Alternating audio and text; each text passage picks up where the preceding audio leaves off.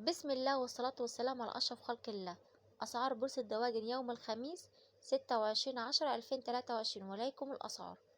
والنهاردة في نزول في سعر كتكوت الأبيض 3 جنيه عن امبارح، وفي ارتفاع في أسعار خامات الأعلاف. الأيام اللي جاية يا جماعة أسعار الأعلاف كلها هتغلى. نبدأ إن شاء الله على سعر الكتكوت الأبيض الأهالي، وصل النهاردة 22 جنيه. كتكوت أبيض شركات بادئ من 25 إلى 30 جنيه. في شركات يا جماعة وصلوا سعر الكتكوت 30 جنيه.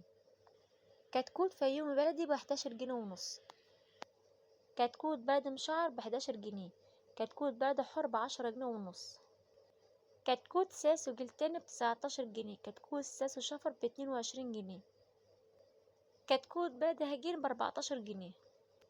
كتكوت رز فرزي برابر ب15 جنيه. كتكوت رز على وشه ب17 جنيه. كتكوت رز فرزي ديك ب20 جنيه.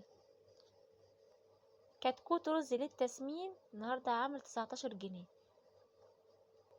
كتكوت رومي اسود او كتكوت رومي برز يا جماعة نفس السعر عامل 43 جنيه.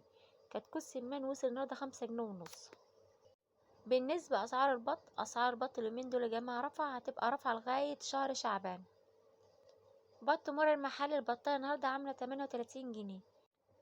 بط موسكوفو مخلط ب49 جنيه. بط مر المحلي ب48 جنيه. بط فرنساوي بيور ب38 جنيه. بط شرفان ب36 جنيه. بط بكينة عادي ب30 جنيه. لو عجبكم الفيديو بتاعه بتستفادوا منه، لايك بتاعكم واشتراك في القناة، والسلام عليكم ورحمة الله وبركاته.